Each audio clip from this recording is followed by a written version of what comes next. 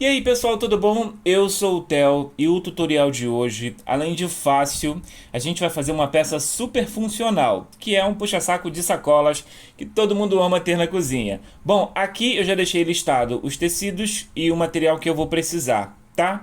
Esse tecidinho maravilhoso é um Oxford. Eu achei ele na Shopee, tá? Você vai lá na pesquisa da Shopee e coloca, ó, é Oxford estampado a metro. Vai aparecer um monte de opções muito legais, de lojas muito bacanas. E os precinhos lá são maravilhosos, né? Porque afinal, como tem muitas lojas, eles competem em preço e quem ganha é a gente. Bom, dá para fazer tudo com a máquina reta, tá? Eu já vou arrumar a minha tira pelo lado de dentro do meu tecido estampado e vou passar uma linha reta, tanto na primeira parte, na parte superior, como na parte inferior. Como o meu Oxford é estampado, eu consigo dizer para vocês qual que é o lado de dentro e o lado de fora, e consigo dizer qual é a parte de cima e a parte de baixo. Se eu não for estampado, for um Oxford liso, mais fácil ainda, tá? Além de muito fácil, você consegue fazer tudo na reta. E eu acho que para quem está começando é um ótimo exercício, tá? Feita a nossa costura reta, a gente vai fazer o seguinte agora. Eu vou aproveitar que eu tô com a máquina reta aqui e já vou fazer uma bainha rebatida, tanto na parte de cima quanto na parte de baixo. Repare que eu estou fazendo para o lado de dentro. O lado de dentro que eu digo é quando você repara que o meu tecido estampado ele está virado do avesso. Então a gente vai fazer um pontinho aqui super delicado.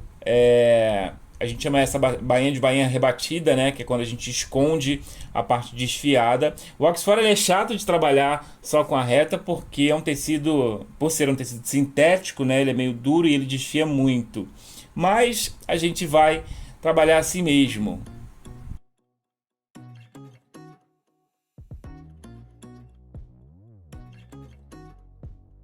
Eu gosto de trabalhar com tecido Oxford porque ele tem cores muito vibrantes e eu tenho um monte de tecido Oxford aqui. Tô até pensando em fazer uma série só com tecido Oxford porque tem muita ideia legal pra gente fazer. Bom, agora a gente terminou a costura reta e as bainhas. A gente vai virar essa parte da costura, pode virar para o lado normal do tecido, né? Com a distânciazinha de um dedo, você vai repassar essa costura reta. A ideia aqui é só esconder essa primeira costura que a gente fez, tá? Então a gente vai rebater a costura, virando para cima a barra e a parte superior do tecido. Bom, se você também é apaixonada por costura, eu quero te pedir com muito carinho que você não deixe de curtir esse vídeo, não deixe de seguir o canal para que o YouTube entenda que o conteúdo é bacana, é interessante e o indique para mais pessoas apaixonadas por costura também.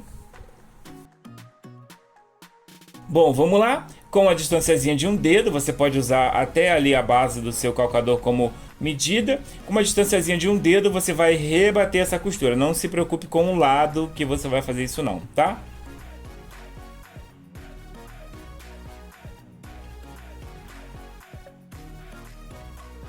Bom, rebatida a nossa costura, a gente construiu uma canaleta onde mais tarde vai entrar os pedaços de elástico, tá? O que eu estou mostrando agora é o seguinte: repare que eu coloquei o tecido estampado de frente para mim, como se ele ficasse de pé. A gente vai rebater essa canaleta, sempre voltando com ela para cima, ó, a direção, o sentido em que eu vou fazer a costura, sempre voltada para cima, tá? Nunca para baixo. Se você quiser usar o ferro de passar nessas etapas, isso ajuda bastante, tá?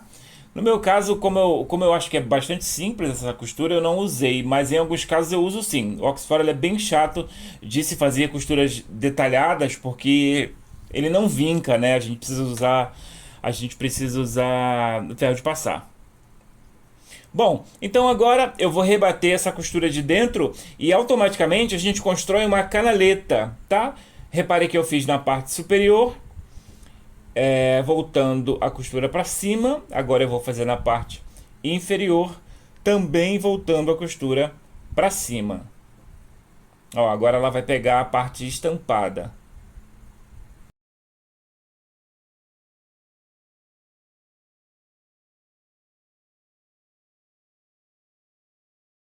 Como eu disse, o processo aqui dá para fazer todo com a máquina reta, tá?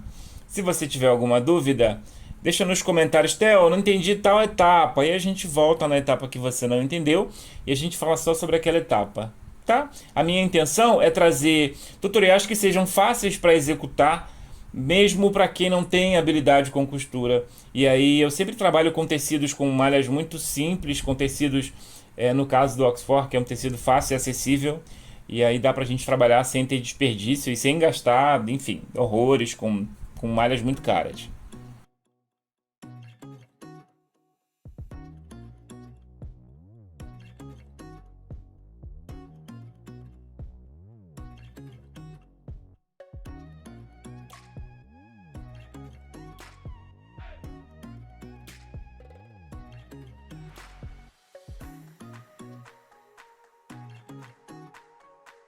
Pronto, a costura foi rebatida. Para fazer a alcinha do puxa-saco, eu peguei só um retalho, tá? Eu vou fazer como se a gente estivesse construindo um viés, tá? Vou pegar um retalhinho e vou fazer uma costura reta no meio desse retalho, só para construir uma alcinha que a gente vai colocar no topo do puxa-saco mais tarde.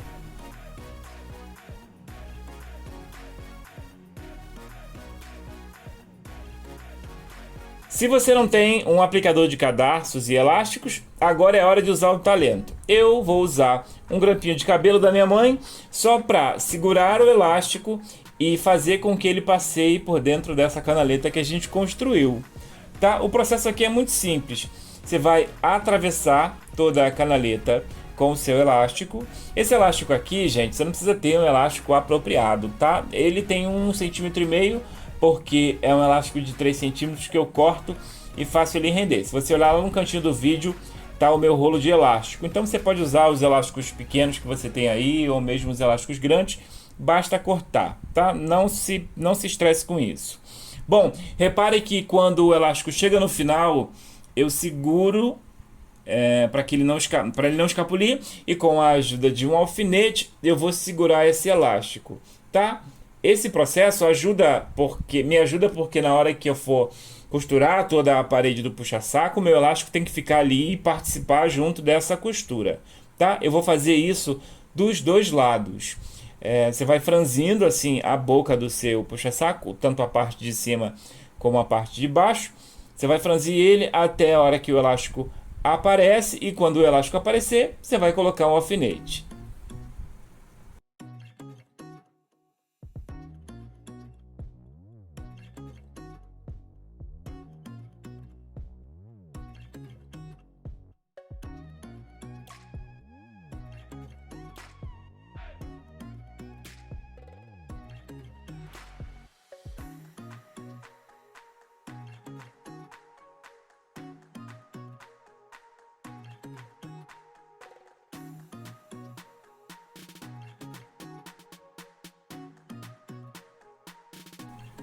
Agora a gente vai aplicar o elástico também do outro lado. E o esquema é o mesmo. Chegou na beiradinha, você vai lá e coloca um alfinete para segurar esse elástico, porque na hora de passar a costura, esse elástico tem que ser costurado junto, tá bom?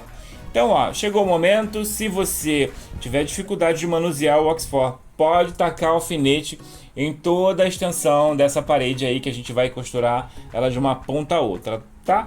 Eu vou colocar o alfinete somente nos elásticos para que eles sejam costurados rentes um ao outro ali na beiradinha, para ficar bonito o acabamento, tá? E aí então, depois de prendê-los com o alfinete, eu vou fazer uma costura reta ao longo de toda a parede do meu puxa-saco. Repare que eu estou trabalhando o tempo todo com a peça do lado avesso, tá bom, gente? Pelo amor de Deus.